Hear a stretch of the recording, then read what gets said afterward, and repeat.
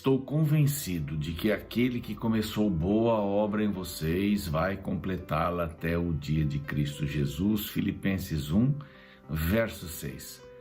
Você já sabe que eu gosto muito desta carta de Paulo aos Filipenses, e neste verso Paulo está dando alguns conceitos muito importantes. E você e eu ainda não estamos completados. É verdade. Não adianta tirar a maçã de uma macieira muito saborosa ou que produz frutos saborosos. Não adianta tirar aquela maçã antes do tempo. Ela vai estar ácida, vai estar azeda. Então há um tempo para a gente amadurecer e nós estamos vivendo esse tempo agora. E Paulo diz que está convencido que aquele que começou essa boa obra vai terminá-la, vai completá-la. Que Deus abençoe você. Este é o programa Reavivados por Sua Palavra, aqui da TV Novo Tempo, e nós temos um prazer muito grande em poder realizar esse estudo da Bíblia, um capítulo a cada dia, e vamos começar hoje a primeira carta aos Coríntios. Que Deus abençoe você que está conosco na TV, todos os dias às 6 da manhã e às 3 no Repeteco também. A você que está com a gente no NT Play, tem ali muitos conteúdos interessantes também. E a você que está com a gente no YouTube. No YouTube, nosso canal é Reavivados por Sua Palavra NT. Lá no YouTube nós não temos o intervalo, então é um pouquinho mais curto, mas você não perde nada, absolutamente nada do capítulo do dia. E eu quero mandar um abraço muito especial aqui para um grupo de pessoas que eu amo muito. Eles dão palavras de incentivo, eles oram uns pelos outros, é uma família, como alguns já chamam. Quero mandar um abraço para Tânia Oliveira. Ela diz: bom dia, aqui que Deus da paz, esteja nos seus lares. Marcelo Eizo Otsubo também sempre aqui diz excelente comentário tal do dia anterior. Que legal, Deus te abençoe muito. Eusébio Souza também, bom dia para você. Nova Andradina, Mato Grosso do Sul, olha aí, juntos desde o Pastor Fávero, olha que beleza. Temos a Ana Brassoroto também, que sempre está com a gente, está nas lives também aqui, que eu faço do CA Morumbi, na Comunidade Adventista do Morumbi. A Leonilda Farias também, bom dia, paz do Senhor, que beleza, uma semana abençoada também para você. Paulo Lima, bom dia, Pastor Ronaldo, e a todos da família Reavivados. Olha aí, o Paulo Lima falando da família Reavivados. Diga de onde você é, para a gente poder mandar um abraço também para a sua cidade, tá bem? Nós temos aqui a grata alegria de contar conosco com os Anjos da Esperança, de contar com os Anjos da Esperança, que nos abençoam com suas doações e orações também. Se você quiser se tornar um Anjo da Esperança, aqui está o número telefônico, basta ligar para cá e você vai ter todas as informações necessárias para você apoiar a pregação do Evangelho em português e em espanhol para todo mundo. Bom, tem aqui em minhas mãos este bonito fascículo, é um dos estudos bíblicos que os Anjos da Esperança apoiam. E aqui, ensinos de Jesus. Tudo que Jesus disse, não, tem muita coisa que Jesus falou que não está aqui, mas muitas coisas que Jesus disse, por exemplo, que ele ensinou sobre a Escritura, sobre a sua volta, sobre a morte, sobre a igreja, os profetas, tudo você tem aqui, tá bem? Vale a pena você pedir este estudo bíblico. Aqui está o número telefônico e guarde esse número para dar para os amigos também, para que eles possam solicitar esse curso bíblico Ensinos de Jesus. Hoje nós vamos começar com esta carta maravilhosa de Paulo. Paulo deve ter escrito com umas 4 cartas aí, 2 se perderam, uma ele já vai dizer aqui no capítulo 5, que a carta que eu já escrevi, essa carta nós não temos, mas esse suprassumo aqui de Coríntios, ou as cartas de Coríntios nós temos. E logo após o intervalo vamos começar a estudar esta bonita carta.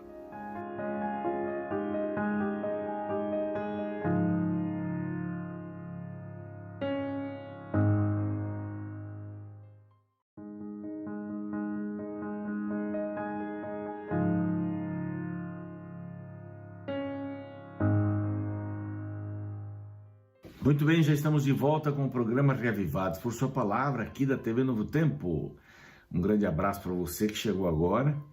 É muito importante estudarmos a Bíblia todos os dias. A gente acorda, arruma a cama, estuda a palavra e sai para ser Jesus para as pessoas. Fundamental, né?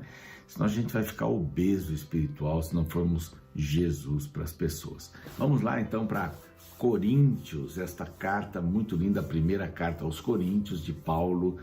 Paulo escreve esta carta de Éfeso na sua terceira viagem missionária.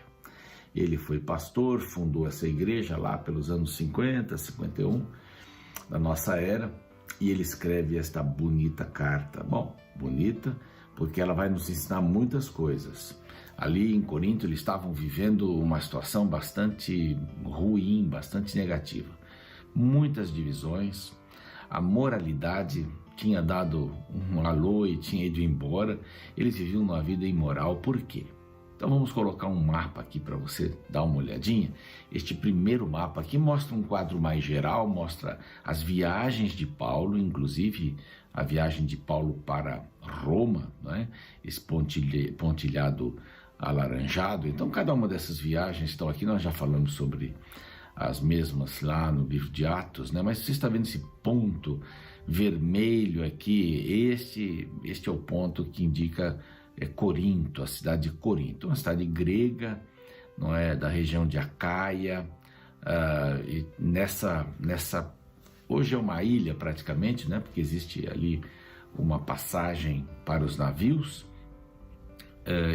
mas antigamente não tinha, eram 7 quilômetros que separava um porto do outro, de um mar do outro mar, e era um local onde as pessoas paravam, no inverno especialmente, ficavam parados ali muito tempo. Navios pequenos eram transportados aí por rolos de árvores e outros equipamentos para o outro lado, para continuar suas viagens, ou para que pudessem continuar as viagens que eles tinham, a viagem, e dar prosseguimento dessa forma. Era um local que tinha uma diversidade cultural muito grande. A gente tinha aqui também esse templo de Artemis, que não era exatamente ali, né, dentro, mas ficava ali fora da cidade, um local de culto, e onde uma relação íntima com o sacerdote era também feita. Bom, havia vários problemas nessa cidade, problemas morais que estavam afetando a igreja. É um perigo muito grande da gente permitir que os problemas morais entrem dentro da nossa comunidade, da nossa família. Nós estamos vendo um mundo bastante complicado, né?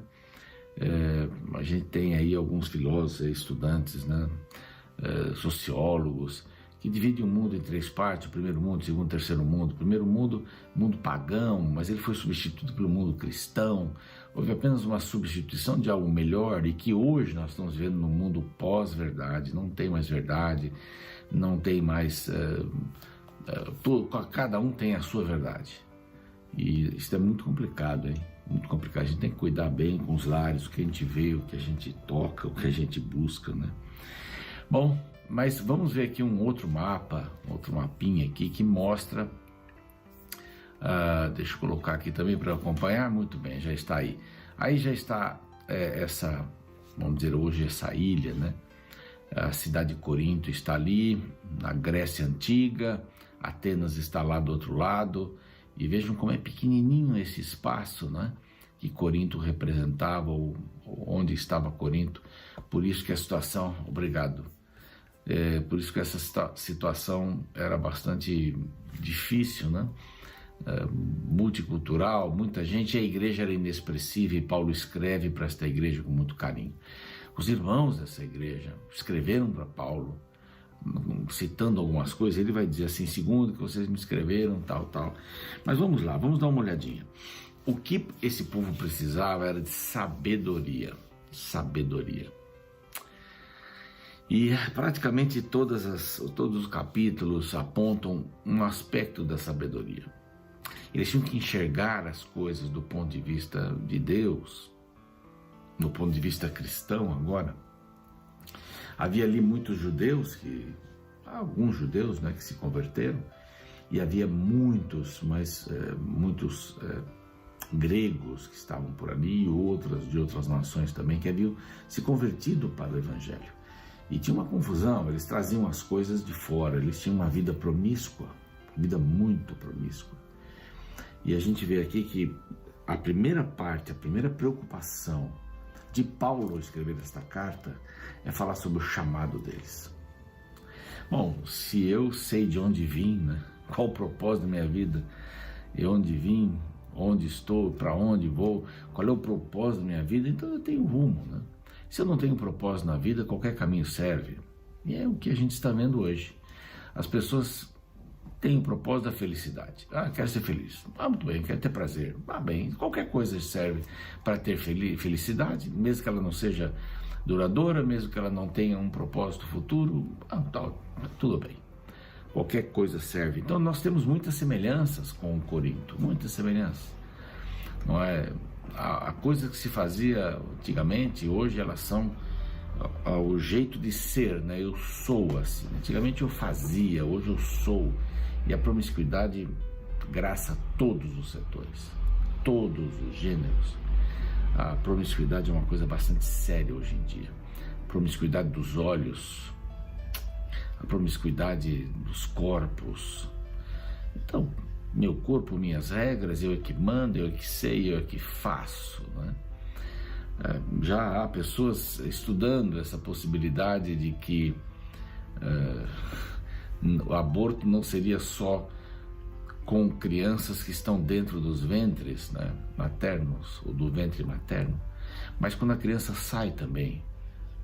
Então o médico poderia ali tirar a vida daquela criança, isso não seria considerado um assassinato, mas um aborto, aí, uma opção, uma escolha. Bom, coisas terríveis hoje, coisas terríveis naquele tempo também, bastante acentuadas. Então, todo o capítulo vai falar sobre santidade. Por exemplo, esse aqui é santidade com respeito ao chamado de Cristo. O capítulo 2 vai falar sobre, é sabedoria, né? Sabedoria com respeito ao chamado de Cristo. Depois, sabedoria com respeito à mensagem cristã, e assim vai, sabedoria com respeito à igreja local, e Paulo vai citando, ou vai tendo esta visão de sabedoria. Precisamos ter sabedoria, aquilo que Salomão pediu foi sabedoria, e se eu não peço sabedoria hoje, meu querido, minha querida, eu estou perdido. Eu oro para as pessoas, todos os dias aqui eu oro para 3, 4, 5 pessoas que fazem aniversário, a comunidade é muito grande aqui no Morumbi, e eu sempre digo que elas tenham saúde e equilíbrio emocional, sabedoria para tomar as decisões mais importantes da vida. E a gente precisa ter equilíbrio. A primeira palavra que me vem à cabeça quando eu falo sabedoria é equilíbrio. É avaliar as duas coisas. Então, aqui nós temos o chamado. Paulo está focando o chamado. Então, primeiro ele fala sobre o chamado, 3 aspectos. O chamado para a santidade, do 1 ao 9. Depois, do 9 até, do 10, aliás, até o 25, chamados para comunhão, que estavam divididos. E depois, finalmente, do 26 em diante, até o final, chamados para glorificação. Chamados para glorificar a Deus. É um convite, né? Glorifiquem a Deus pela vida. Então, chamados para santidade. Paulo escreveu essa carta, assim podemos dizer, para ser mais preciso, né, para uma igreja. Ela era lida na igreja, não é? Paulo chamado, então começa assim, Paulo chamado pela vontade de Deus para ser apóstolo de Jesus Cristo, e o irmão Sóstenes, que deve ser o escritor ou o escriba, não é? Paulo ditava, ele escrevia, a igreja de Deus. Isso aqui é forte, né? A igreja de Deus que está em Corinto, aos santificados em Cristo, chamados para ser santos. Mas santidade não quer dizer com perfeição, não quer dizer perfeição. Santidade é separada, as coisas separadas. Você tinha muitos castiçais, né, nos dias de Davi e Salomão e tudo mais, mas havia um castiçal, né, com 7 velas, com um gordo correndo pelo meio, que era santo, estava dentro do templo. Era separado para aquele propósito. Havia várias mesas, mais uma mesa dos pães ali. Vários incensários, mais um incensário separado. Você também é uma pessoa separada por Deus. Deus chamou você e eu posso chamar você de santo, que não quer dizer perfeito, mas aquele que foi chamado, aquele que foi separado, e você e eu fomos separados por Deus, e há mais pessoas que nós precisamos chamar para serem separadas também. Ele fala da graça, aqui ele fala que nós somos separados por Deus.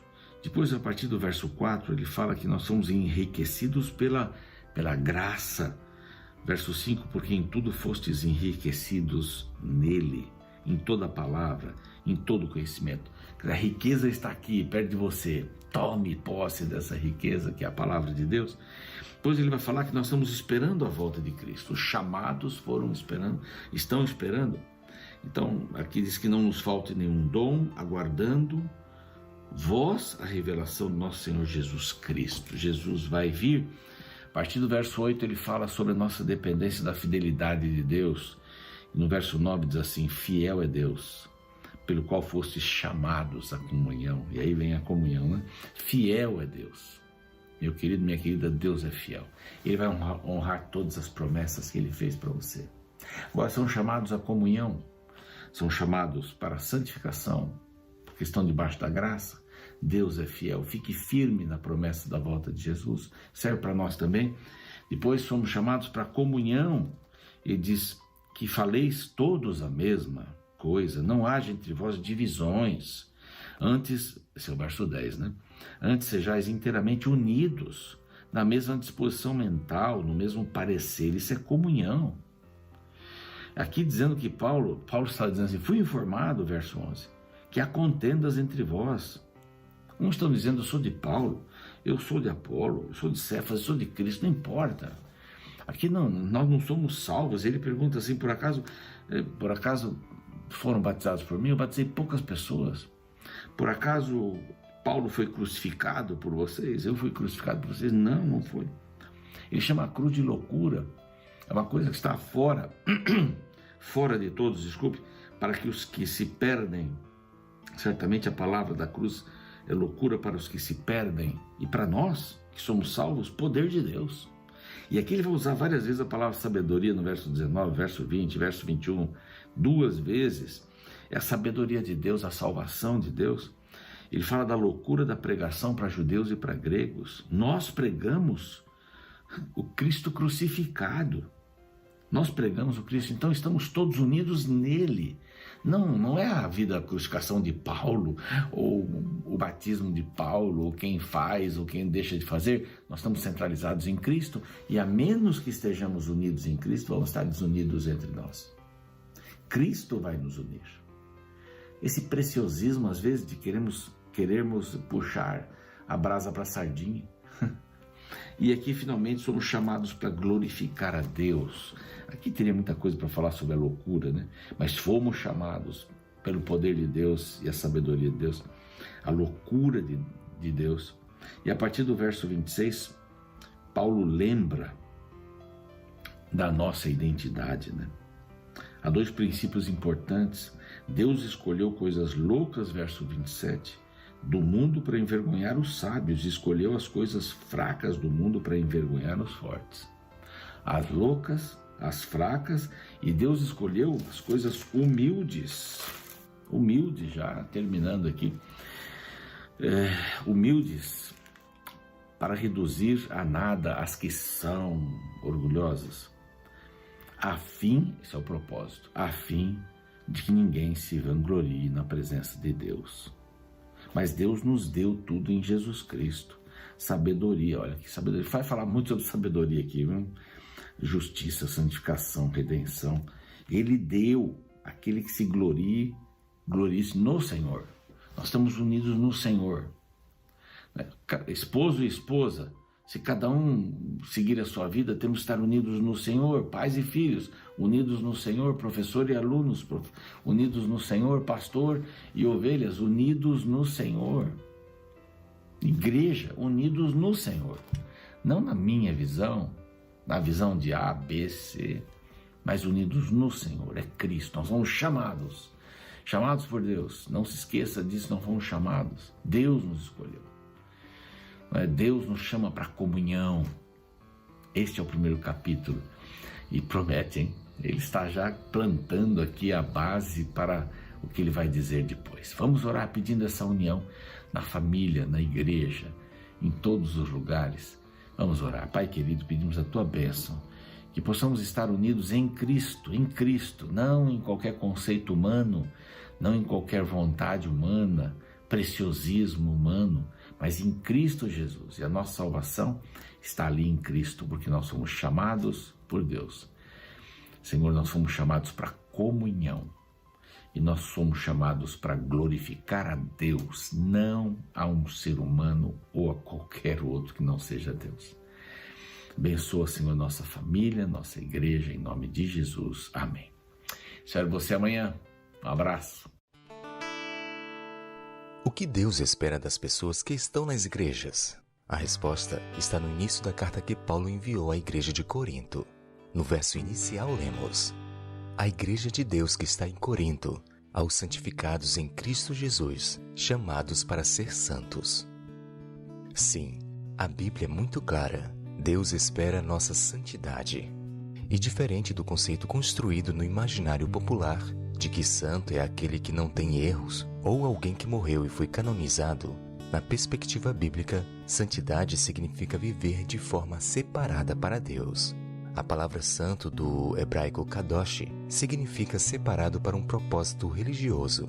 Por exemplo, os móveis do santuário eram santos não porque a arquitetura era diferente dos outros, mas porque eles eram usados unicamente na adoração a Deus. Assim, da mesma forma, uma pessoa santificada é aquela que escolhe separar sua vida para a glória de Deus. Um cristão em processo de santificação é aquele que diariamente escolhe viver para Deus e não mais para suas inclinações pecaminosas. Porém, como lamenta o grande pregador A.W. Tozer, santos sem santidade são a tragédia do cristianismo. De fato, cristãos cujo estilo de vida contradiz o cristianismo vivem uma incoerência que propaga uma péssima imagem da religião cristã. Aceitar seguir a Cristo é estar disposto a seguir uma direção oposta do mundo. É estar disposto a se separar de uma vida de pecados para experimentar uma nova forma de viver. Se auto-intitular cristão, mas viver de uma forma que desagrada a Cristo, não passa de uma ilusão. O teólogo Augustus Nicodemos faz uma análise das igrejas cristãs de hoje e declara: há muitos suspiros, gemidos, sussurros, lágrimas, olhos fechados e mãos levantadas ao alto, mas pouco arrependimento, quebrantamento, convicção de pecado, mudança de vida e santidade. Sim, infelizmente muito da religião cristã é apenas embalagem e pouco conteúdo. Concluo com o pensamento de Santo Agostinho que dizia: o pecado é o motivo de tua tristeza, deixa que a santidade seja o motivo de tua alegria.